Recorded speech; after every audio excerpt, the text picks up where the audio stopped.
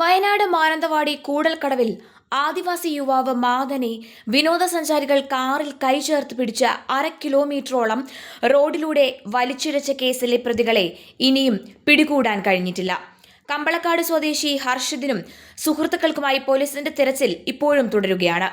ഇന്നലെ രാത്രി വൈകിയും വയനാട്ടിലെ ഇവരുടെ ബന്ധുക്കളുടെയും സുഹൃത്തുക്കളുടെയും വീടുകളിൽ പോലീസ് പരിശോധന നടത്തി. ഇന്നലെ യുവാവ് മാദനെ വലിച്ചിഴച്ച കാർ കണ്ടെത്തി പിടിച്ചെടുത്തതായി പോലീസ് അറിയിച്ചിരുന്നു. കണിയാമ്പറ്റയിൽ നിന്നാണ് കാർ കണ്ടെടുത്തത്. പ്രതികളെ ഉടൻ തന്നെ അറസ്റ്റ് ചെയ്യുമെന്ന് മാനന്തവാടി പോലീസ് അറിയിച്ചു. വാഹനം മാനന്തവാടി സ്റ്റേഷനിലാണ് ഇപ്പോഴുള്ളത്. കൈക്കും കാലിനും ശരീരത്തിന്റെ പിൻഭാഗത്തും സാരമായി പരിക്കേറ്റ ആദിവാസി യുവാവ് മാദനെ മാനന്തവാടി മെഡിക്കൽ കോളേജ് ആശുപത്രിയിൽ പ്രവേശിപ്പിച്ചിരിക്കുകയാണ്. വധശ്രമത്തിനാണ് പോലീസ് കേസെടുത്തിരിക്കുന്നത്. ചെക്കഡാം കാണാനെത്തിയ യുവാക്കൾ കൂടൽക്കടവിൽ വെച്ച് മറ്റൊരു കാർ യാത്രക്കാരുമായി വാക്കുതർക്കം ഉണ്ടായി. ഇതിൽ ഇടപെട്ട നാട്ടുകാർക്ക് നേരെയായി പിന്നീട് അതിക്രമം. പ്രദേശവാസിയായ ഒരു അധ്യാപകനെ കല്ലുകൊണ്ട് ആക്രമിക്കാൻ തുടങ്ങിയപ്പോൾ മാദൻ തടഞ്ഞു. കാറിൽ വിരൽ കുടുങ്ങിയ മാദനെ കൈ വാഹനത്തോട് ചേർത്ത് പിടിച്ച് 1/2 കിലോമീറ്ററുകളോളം ടാറിട്ട റോഡിലൂടെ യുവാക്കൾ വലിച്ചിഴയ്ക്കുകയായിരുന്നു.